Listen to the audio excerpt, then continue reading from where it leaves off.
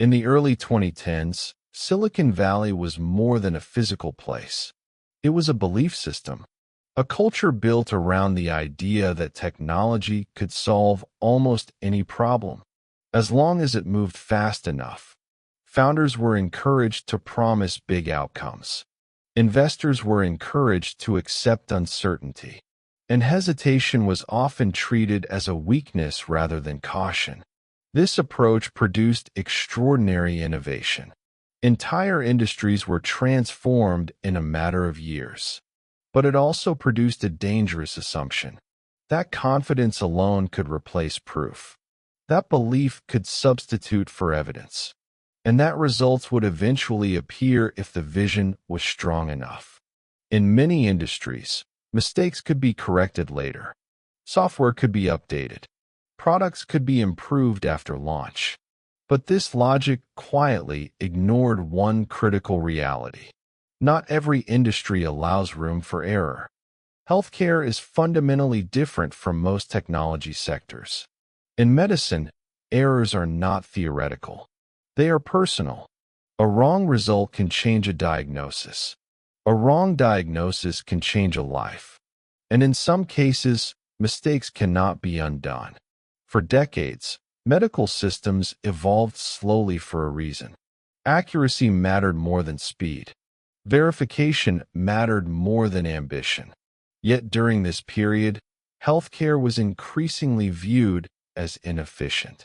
Too slow, too expensive, too resistant to change. Investors wanted disruption. They wanted the same transformation that technology had brought to communication and transportation. What many underestimated was the cost of getting it wrong. In healthcare, optimism does not protect patients. Only accuracy does. Into this environment came a promise that sounded simple and powerful. One drop of blood, hundreds of medical tests. Results delivered quickly. Costs dramatically reduced. Access expanded.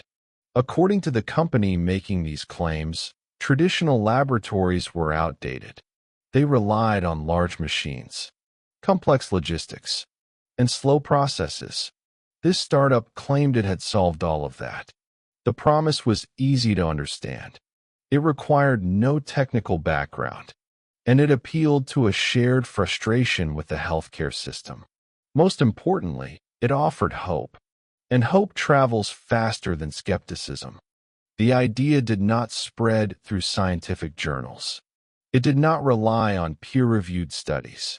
Instead, it spread through conversations, private meetings, investor presentations, media interviews.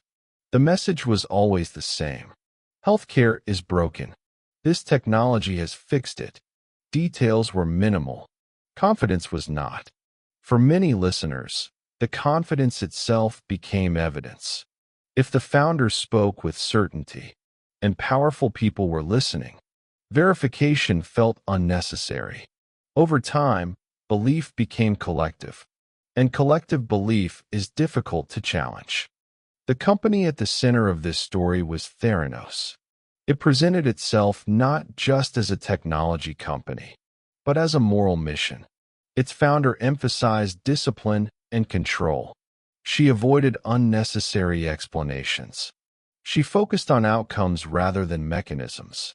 The image was deliberate, minimalist, serious, authoritative. This presentation resonated with people in power. Former government officials joined the board. Military leaders expressed public support. Their presence added legitimacy, and legitimacy attracted money. As confidence grew, so did valuation. Investors competed to be involved. Media coverage was overwhelmingly positive. Profiles focused on potential rather than proof. At its peak, Theranos was valued at approximately $9 billion. For many observers, this valuation confirmed success. After all, so many influential people believed. Very few public questions were asked. Skepticism was rare, and doubt was often dismissed as resistance to progress. Success appeared undeniable. To understand why doubts were limited, it helps to understand investor psychology. Venture capital does not reward caution. It rewards boldness. Investors expect many failures. They are searching for one extraordinary success. This creates tolerance for uncertainty and tolerance for ambiguity. When a company appears confident and respected figures are involved, red flags are often reframed. Lack of detail becomes secrecy. Secrecy becomes strategy, and confidence becomes competence. In this environment, belief can overpower verification. Inside Theranos, the reality was very different from the public image. According to former employees, the organization was tightly controlled. Teams were isolated from one another. Information was restricted on a need-to-know basis. Employees were discouraged from asking questions outside their assigned roles. Transparency was limited, and internal communication was carefully managed. The goal was control, not collaboration. This structure made it difficult for anyone to see the full picture, and even harder to challenge it. The core technology struggled. Test results were inconsistent. Accuracy could not be reliably maintained. Problems that should have triggered delays were quietly managed instead.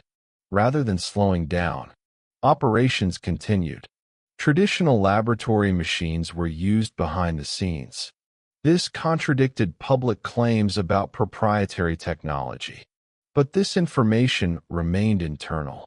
Employees were expected to stay silent. Legal pressure played a central role. Employees signed strict confidentiality agreements. Lawyers were involved early and often. Raising concerns carried personal risk. Careers were threatened. Warnings were reframed as disloyalty. Fear became part of the culture. For many employees, the cost of speaking up felt greater than the cost of staying silent. The most serious concern was not financial. It was medical. Blood test inaccuracies can lead to false diagnoses. False diagnoses can result in unnecessary treatments or delayed care. According to later reports, some employees worried patients were being put at risk. These concerns were raised internally. They were not resolved.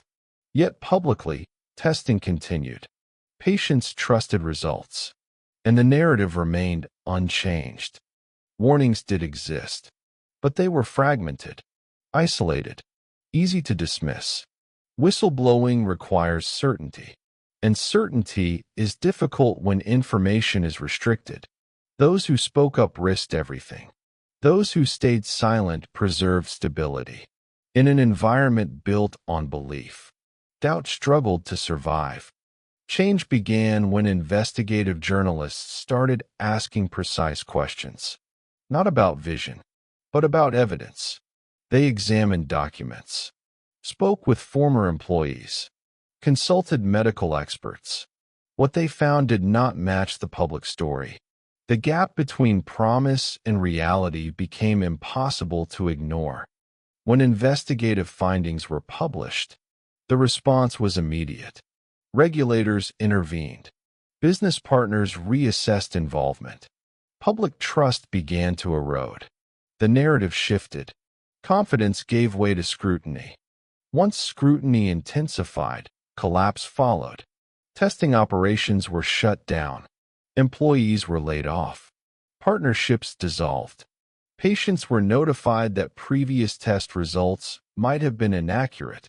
Courtrooms replaced press interviews. Criminal investigations followed. The company that once symbolized innovation became a cautionary example. Theranos eventually dissolved.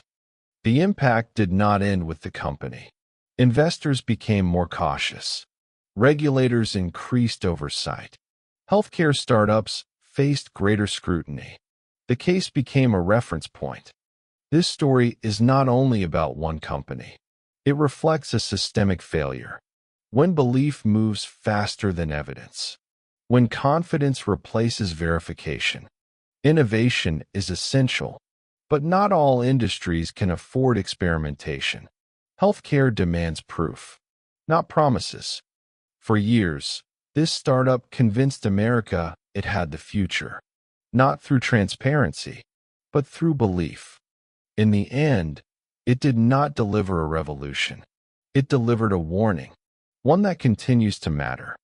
Some industries cannot afford blind faith.